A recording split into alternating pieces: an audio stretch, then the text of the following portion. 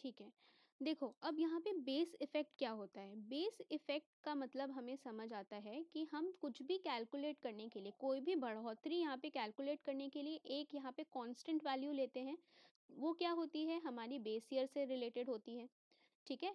तो base year जो है, बेस ईयर से कितनी आपका इंक्रीज़ हुआ है, फिर हम एक परसेंटेज निकालते हैं कि अच्छा ठीक है, इतने साल में हमने ₹100 का प्रोडक्शन किया था या फिर इतने साल जो कॉस्ट थी वो ₹100 थी।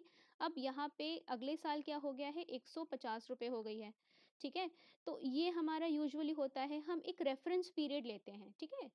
तो रेफ़रेंस हमारा जैसे ही हम अब देखो अब हमने ये माना कि देखो ₹100 को हमने यहाँ पे रेफ़रेंस मान मान रखा था, ठीक है? ये हमारा बेस हो गया। अब हमने इंक्रीज़ देखा कि अगले साल जो है हमारा कितना इंक्रीज़ हुआ? 150 हो गया, तो मतलब यहाँ पे ₹50 का इंक्रीज़ हो गया, ठीक है? अब देखो अगर मैं ये ₹100 को चेंज कर दूँ, ठीक है? ये मैं बेस को रेफ़रेंस को ही चेंज कर लूँ।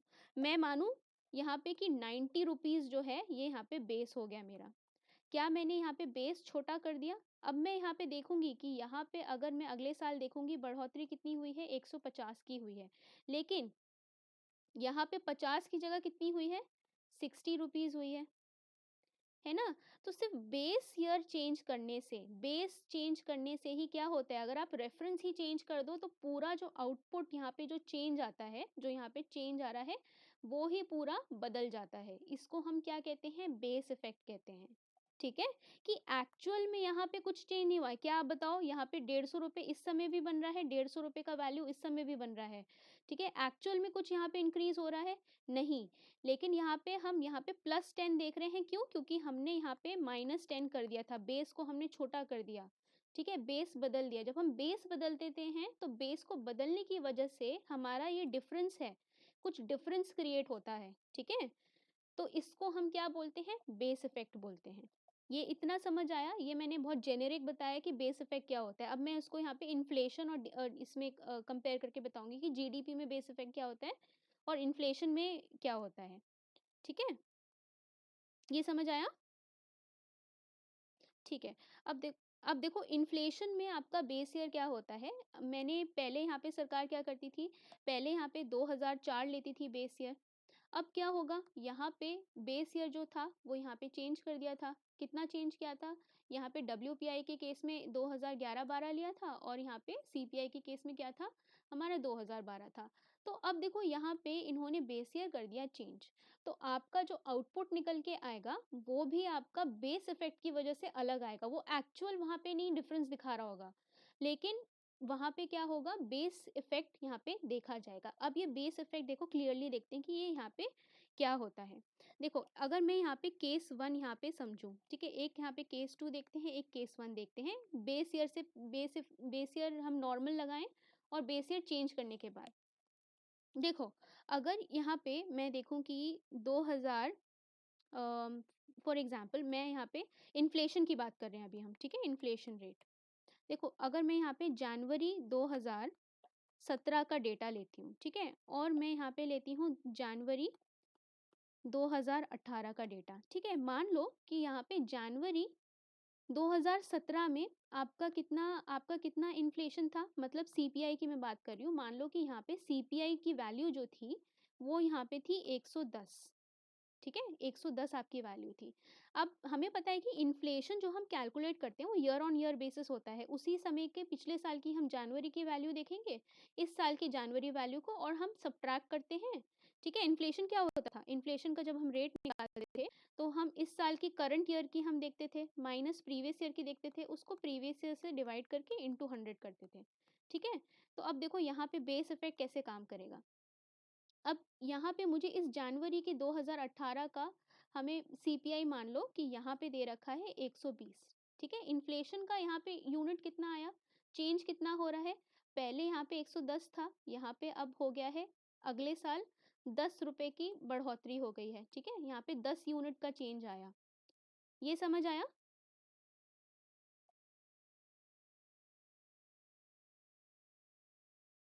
ठीक है?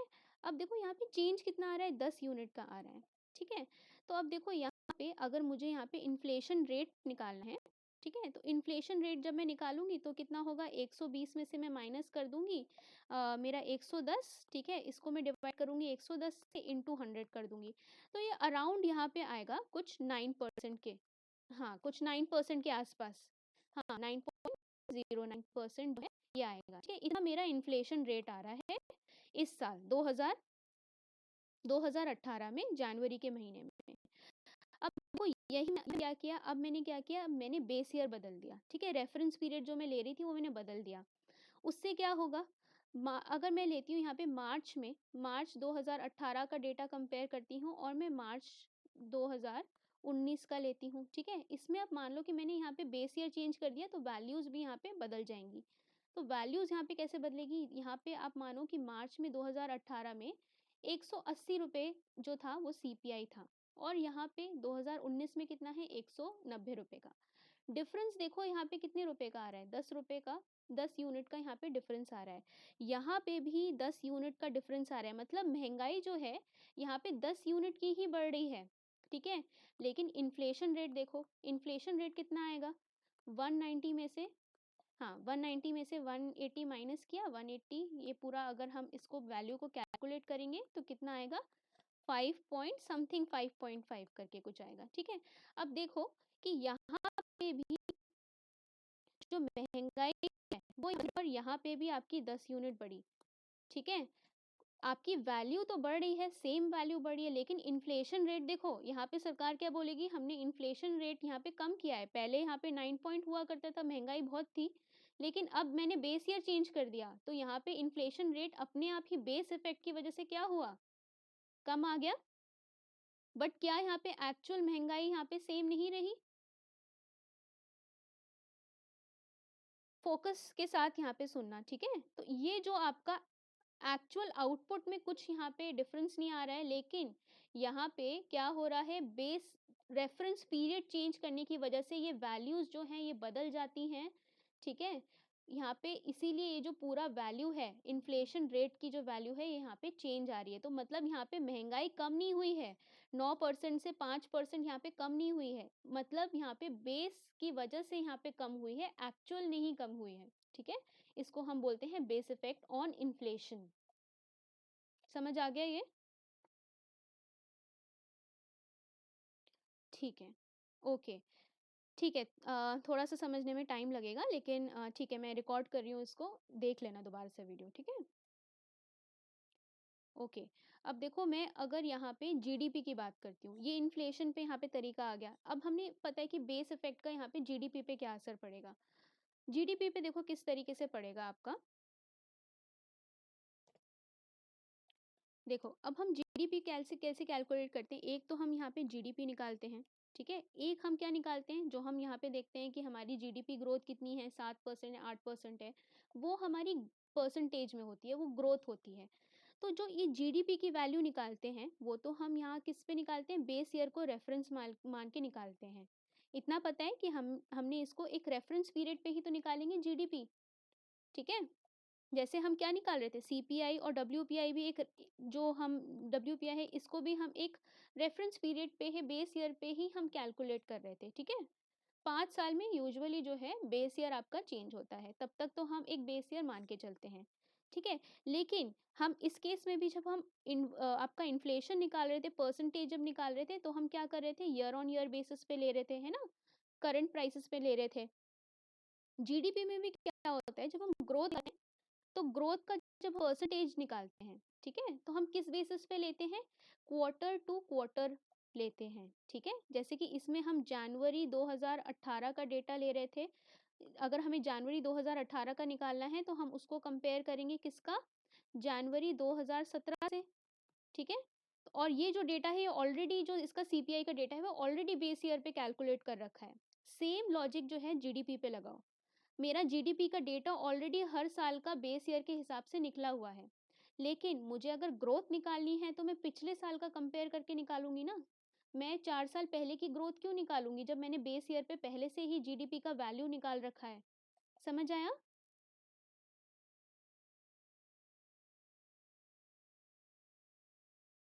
ये बिल्कुल यहाँ पे क्लियर रहना है। जो परसेंटेज निकाल रहे हैं वो क्वार्टर वाइज निकाल रहे हैं पिछले साल को कंपेयर करके। तो देखो यहाँ क्या होगा कि मुझे यहाँ पे निकालना है फर्स्ट क्वार्टर की ग्रोथ। फर्स्ट क्वार्टर की ग्रोथ निकालनी है मुझे 2020 की। तो मैं यहाँ पे जो भी वैल्यू रहेगी, ठीक है, उसको मैं किससे कंपेयर करूंगी?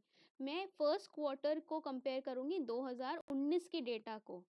ठीक है, ये जो आपकी ये जो आपकी वैल्यू 2 रहेगी, ठीक है, इसको मैं कंपेयर करूंगी। इन दोनों का डिफरेंस जो है मैं देखूंगी और फिर उसको 100 से मल्टीप्लाई करके जीडीपी ग्रोथ निकालूंगी। ठीक है, ये समझ आया?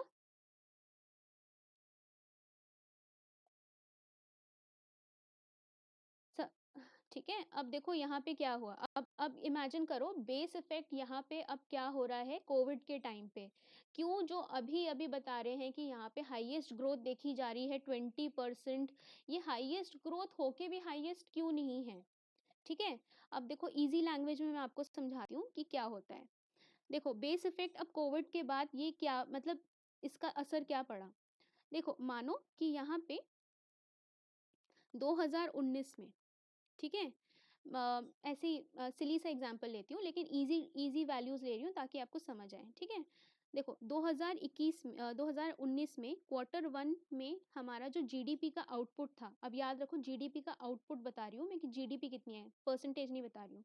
100 रुपए के हम मैन्युफैक्चर कर रहे थे गुड्स। ठीक है, अब यहाँ पे आया कोविड। कोविड के बाद क्या हुआ, ये हमारा 2020 आया। ठीक है, 2020 का क्वार्टर वन की डेटा में क्या हुआ कि एकदम से आपकी इकोनॉमी करी श्रिंक। ठीक है, आपका आउटपुट जो है वो यहाँ पे गिर गया, प्रोडक्शन बंद हो गया, लॉकडाउन लग गया। ठीक है, कितना हुआ यहाँ पे, अगर मान लो मैं 80 रुपए यहाँ पे मान लूँ, यहाँ पे इतना प्रोडक्शन हो रहा था, यहाँ पे 20 यूनिट्स की जो है यहाँ पे गिरावट देखी गई। ठीक है, 2020 में। ओके, अब देखो क्या हुआ, अब मैं आई यहाँ पे 2021 में। ठीक है, 2021 में जब आई तो अब मैंने क्या देखा कि यहाँ पे कुछ ना कुछ ग्रोथ जो है होनी शुरू हुई। लेकिन यहाँ पे 80 रुपए जो यहाँ पे एकदम नीचे पॉइंट पे पहुंची थी, अब यहाँ पे ये ग्रो करना, रिकवर करना शुरू होगी इकोनॉमी। जब रिकवर करना शुरू होगी तो मैंने माना कि यहाँ पे 10 रुपए का, 10 यूनिट का यहाँ पे रिकवरी हुई। ठीक है, 10 यूनिट की यहाँ पे रिकवरी हुई। ठीक है, लेकिन क्या ये प्री कोविड लेवल पे पहुंच पाई है? ठीक है, नहीं ना। तो अब देखो यहाँ पे, अब ये बेस जो है, ये बेस हम अगर इसको परसेंटेज ग्रोथ निकालेंगे जीडीपी की, तो हमारा बेस जो रहेगा वो यहाँ पे छोटा नहीं हो गया है। 100 रुपए की जगह हम अब कंपेयर कर रहे हैं 80 रुपए से, है ना? समझ आया? हाँ, तो अब देखो अब क्या होगा, अगर मैं यहाँ पे 2022 में जाऊंगी। ठीक है, 2022 की मैं जब बात करूंगी, अब यहाँ पे 90%, 90 रुपीज से थोड़ा सा क्वार्टर वन में ऊपर यहाँ पे आपका प्रोडक्शन बढ़ेगा। ठीक है, मान लो कि यहाँ पे अब हो गया 105 रुपए। तब आप सोचो कि यहाँ पे अगर मैं कंपेयर करूंगी, पिछले साल से डेटा मुझे कंपेयर करना है, ठीक है, लेकिन मैं पिछले साल से कंपेयर करूंगी तो मेरा बेस जो है वो नॉर्मल नहीं है, छोटा है। ठीक है, छोटा कितना है, यहाँ पे ये 90 रुपए से तो आपका खूब ज़्यादा इंक्रीज दिख रहा है आपको। यहाँ पे कितना दिख रहा है आपको, 15 रुपए का इंक्रीज दिख रहा है, 15 का इंक्रीज दिख रहा है। लेकिन अगर मैं बात करूँ प्री कोविड टाइम की, प्री कोविड टाइम में कितना है, 100 रुपए की इकोनॉमी है, इतना प्रोडक्शन कर रहे हैं।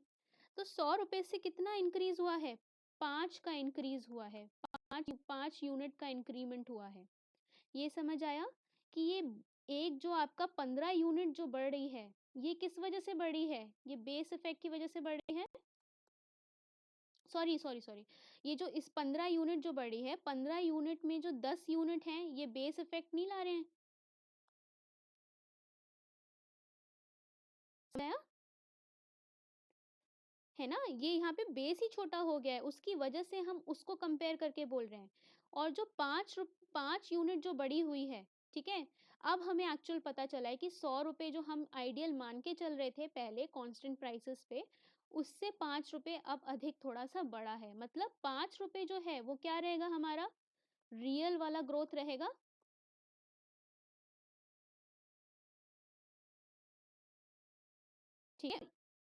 ये जो रहेगा ये बेस इफेक्ट की वजह से यहाँ पे 10 तो मतलब अगर यहाँ पे हम बोलेंगे कि ये 15 जो यूनिट बढ़ा है और इसको हम बढ़ा चढ़ा के बोलेंगे कि आपका 23% इंक्रीज हुआ है इकोनॉमी में, तो इसमें कुछ ना कुछ यहाँ पे जो रहेगा, चाहे यहाँ पे आपका 20% ही क्यों नहीं, 20% जो है ये यहाँ से ऑलमोस्ट बेस इफेक्ट से आ रहा होगा इंक्रीज। ठीक है, अभी हम प्री कोविड लेवल से मेजर करेंगे तब हमें एक्चुअल ग्रोथ पता चलेगी कि ठीक है ये 3% इंक्रीज जो है ये आपका रियल जीडीपी बता रहा होगा। ठीक है, ये समझ आया? बिल्कुल एग्जैक्टली। क्योंकि हमारी इकोनॉमी जो है कॉन्ट्रैक्ट करी थी, नीचे गई थी एकदम। ठीक है, तो हम इस पॉइंट से रिकवर करने की बात करते हैं, ना कि यहाँ से जो हमारा रिकवरी है। यहाँ देखो, ये है ना, ये मैं अगर बनाऊं, यहाँ पे ये था हमारा 100 रुपीज, यहाँ से एकदम नीचे गिरा, फिर अब थोड़ा सा उठा। ठीक है, तो अब यहाँ से रिकवर करेंगे तो यहाँ से तो आपका ये रेट बहुत ज़्यादा रहेगा इकोनॉमी का, है ना, यहाँ पे 105 पे आ गई। लेकिन मैं अगर इस प्री कोविड लेवल पे जाऊंगी तो यहाँ से आपकी ग्रोथ थोड़ी सी कम रहेगी। ठीक है, यहाँ पे कितना इंक्रीज है, यहाँ पे 5 यूनिट का इंक्रीज है, लेकिन यहाँ पे अगर मैं बात करूँ 80 रुपीज से या 90 रुपीज से, ठीक है, तो यहाँ पे कितने यूनिट का इंक्रीज आ रहा है, 15 यूनिट। तो रेट कहाँ ज्यादा होगा, जहाँ 15 ज्यादा होगा या 5 वाला यूनिट ज्यादा होगा, 15 वाला ज़्यादा होगा। लेकिन जब हम आर्टिकल्स पढ़ेंगे तो उसमें हमें ध्यान से पढ़ना है कि वो किस वजह से यहाँ पे बता रहे हैं, क्या वो यहाँ पे बेस इफेक्ट बता रहे हैं या फिर वो यहाँ पे रियल वाला बता रहे हैं। अब हाँ, यहाँ पे सत्यम ने शायद आज एक आर्टिकल भेजा था ना, वो मैंने देखा भी था, तो उसमें आप देखो, आपको ये समझ आएगा कि यहाँ पे आज का सीन कैसे चल रहा है और ये किस तरीके से 9.2 जो दिखा रहे हैं वो क्यों दिखा रहे हैं। ठीक है, देखो अब यहाँ पे इकोनॉमिक टाइम्स का आर्टिकल आप पढ़ो तो आपको ये समझ आएगा। देखो, India's economy is expected to grow 9.2% in the current financial year, added by the base effect of 7.3 contraction last year. समझ आया? ये 9.2 में से 7.3 तो कंट्रीब्यूट कर रही है बेस इफेक्ट वाला ग्रोथ।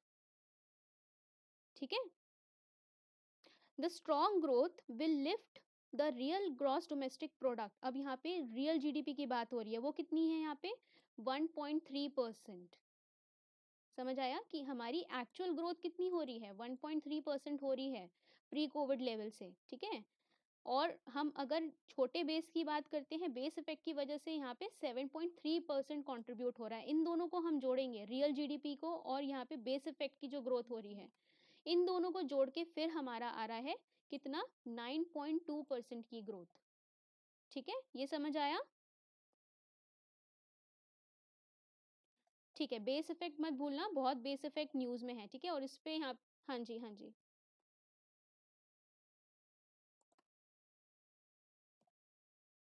अच्छा, ओके, कितना है इसमें, आप वो ऐड करो तो।